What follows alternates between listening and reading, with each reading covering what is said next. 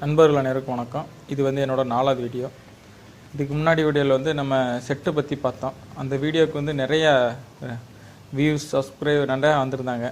ரொம்ப சந்தோஷமாக இருக்குது எனக்கு. எல்லாத்துக்கும் நன்றி கூட. ஒரு சரியான தகவலை போடும்போது எப்படி இருந்தாலும் மக்கள்கிட்ட நமக்கு ஒரு மதிப்பு கிடைக்கின்ற போது நான் தெரிஞ்சுக்கிட்டேன். அதை வச்சு இனிமேலும் அதே மாதிரி தான் இருக்குது என்னோடய வீடியோ.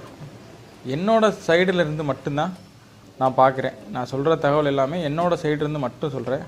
மற்றவங்களுக்கு இது சரியாக படலாம், சரியாக படாமல் இருக்கலாம். அதுக்கு கண்டிப்பாக நான் பொறுப்பாக முடியாது. இப்போ நம்ம செட்டு போட்டாச்சு. கோழி வளர்க்கணும். என்ன கோழி தேர்வு பண்ணுறது? பெருவடை கோழியா, இல்லை சிறுவடை கோழியா, இல்லை நாட்டுக்கோழியா? அதில் எல்லாத்துக்குமே பெரிய குழப்பம் இருக்கும். நம்ம எதை எடுத்து என்ன பண்ணுறது அப்படின்னு. எனக்கு தெரிஞ்ச வரையும் நம்ம கோழி பண்ணை வைக்கிறதுக்கான ஒரு முக்கியமான நோக்கம் என்னது? எங்கேயும் வேலைக்கு போகக்கூடாது, நம்மளே ஏதாவது சம்பாதிக்கணும். ஒரு மாதம் 15,000 20,000 சம்பாரிச்சிட்டு நிம்மதியாக இருக்கணும். ஒரு லாபம் சம்பாதிக்கணும். அதான் நம்மளோட முக்கிய நோக்கம். அப்படி பார்க்கும்போது நீங்கள் பெருவிடை தேர்வு பண்ணீங்க அப்படின்னா, நீங்கள் ஒரு கோழி 3,000 சொல்லுவாங்க. ஒரு சேவை 6,000 10,000. இதோட லைனேஜ் தெரியுமா? இது 1,00,000 பந்தயம் அடித்த சேவை அப்படின்னு சொல்லுவாங்க. அதே லைனேஜில் நம்ம எடுத்துடலாம் அப்படின்னு சொல்லிட்டு ஒரு 10 கோழி ஒரு 2 சேவலை வாங்கி போட்டோம்னா அதோட முதலீடே ஒரு 50,000 60,000 வந்துடும். இப்போ நம்ம நோய் மேலாண்மை ஏதாவது பிரச்சனை ஆகி ஒரு சேவல் ஒரு கோழி ஏதாவது டெத் ஆச்சு அப்படின்னா அது நமக்கு மிகப்பெரிய இழப்பு ஏற்படும். ஆனால் உங்களை வாங்க வேணான்னு சொல்லலை, இதை நான் தெரியப்படுத்துகிறேன் உங்களுக்கு. ஆனால் இந்த பெருவிடையில் ஒரு சந்தைக்கு நீங்கள் கொண்டு போய் விற்றா கூட, ஒரு கறி ரேட்டு விற்றா கூட, ஒரு கிலோ 500 கோழினா ஒரு 3 கிலோ இருந்தால் 1,200 சரியாக போச்சு. சேவை உயிரிடாட 400 கூட 4 கிலோ இருந்தால் கூட 1,200. சந்தைக்கு ஒரு ஜோடியை பிடிச்சிட்டு போனால் 3,000 4,000 வரலாம். இதில் என்ன ஒரு இடர்பாடு அப்படின்னா, லோக்கல் சேல்ஸ் நம்ம பண்ண முடியாது. ஏன்னா இப்போ மக்கள் எல்லாமே 1/2 கிலோ 1 கிலோ 1/2 கிலோ 1/4 கிலோ கறிக்கு வந்துட்டாங்க. நம்ம வீட்டு பக்கத்தில் தான் நம்ம கோழி வளர்க்கும்போது ஃபஸ்ட்டு கறி கேட்பாங்க. அவங்களுக்கு கொடுக்கும்போது என்னென்னா, எனக்கு 1 கிலோவில் கொடுப்பா அப்படின்வாங்க. நம்மகிட்ட 1 கிலோ கோழி இருக்காது. 1 கிலோ இருக்கும்போது அந்த கோழி ரொம்ப சின்ன குஞ்சாக இருக்கும். அப்போ என்ன ஆகும் பார்த்தோம்னா, அதோட டேஸ்ட் இருக்காது. ஒரு முட்டை பருவத்தில் வரும்போது தான் ஒரு கோழி டேஸ்ட்டாகவும் நல்லா கொழுப்பு தன்மையாக இருக்கும். அது நம்மளால் பண்ண முடியாது. ஆனால் பெருவிடையில் நல்ல காசு பார்க்கலாம்.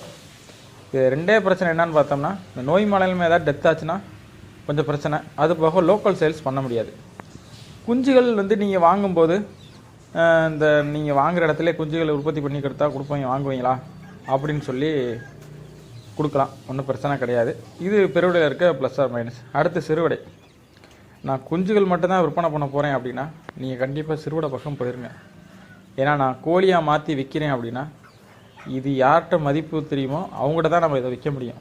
ஏன்னா நம்ம போய் லோக்கலில் சந்தையில் போய் இதோட கோழி இது சிறுவிடை அப்படின்னு இதோட மதிப்பு தெரியுமா உனக்கு கேட்டோம்னா அவங்க என்ன சொல்லுவாங்கன்னா, தம்பி இடம் இருக்கா, 1 கிலோ 500 எடுத்துக்கிறேன், எத்தனை கிலோ இருக்குது அப்படித்தான் பேசுவாங்களே தவிர நம்ம தூய்மையான சிறுவிடை அப்படின்னு கூட சொல்ல முடியாது. இது 1 கிலோ ஒரு கோழியே 3/4 கிலோ அந்த ரேஞ்சு தான் வரும். ஒரு 1 கிலோ கூட வச்சுக்கோங்க. இப்படி நம்ம பண்ணும்போது நம்ம லாபம் இதில் சம்பாதிக்க முடியாது. டைரெக்டாக குஞ்சுகளாக பண்ணால் பிரச்சனை இல்லை. ரெண்டாவது இதில் என்ன ப்ளஸ்ன்னு பார்த்தோம்னா, நம்ம முதலீடு கம்மியாக இருக்கும். ஒரு தாய்க்கோழி ஒரு 30 குஞ்சை வாங்கிக்கலாம், இல்லை 10 கோழி 2 சேவலை வாங்கி போட்டுக்கலாம். நீங்கள் கோழியாக கன்வெர்ட் பண்ணி விற்கிறேன் அப்படின்னா சிறுவிடை பக்கம் போக வேணாம். ஏன்னா அதோட எடை ரொம்ப குறைவாக இருக்கும். குஞ்சுகளாக மட்டும்தான் நான் பண்ண போகிறேன், நீங்கள் வாங்குகிற இடத்துலையே எனக்கு குஞ்சுகள் உற்பத்தி பண்ணால் சேல்ஸ் பண்ணி தருவீங்களா அப்படின்றத கேட்டுட்டு அந்த முயற்சிக்கு போங்க. இப்போ இடவெட்டு கோழியை பற்றி பார்ப்போம். இந்த இடவெட்டு கோழி ஒரு முட்டையிடுற பருவத்தில் ஒரு 3/4 கிலோ வந்துடும். அப்படின்னும்போது நீங்கள் லோக்கலில் ஒரு மக்கள் யாராவது கேட்கும்போது கூட ஒரு கோழி கொடுப்பா அப்படின்னா ஒரு 1 கிலோ 1.5 கிலோ வந்துடும். அவங்க அதை தான் எதிர்பார்ப்பாங்க. ஒரு 1.5 கிலோ இருந்தால் போதும், அறுக்கும்போது 1 கிலோ வரும், இல்லை 1.5 கிலோ இருந்தால் போதும், நம்ம ஒரு 500 600 விற்றுடலாம். சந்தைக்கு போனாலும் அதே மதிப்பில் கொஞ்சம் 100 எக்ஸ்ட்ரா தான் விற்கலாம்.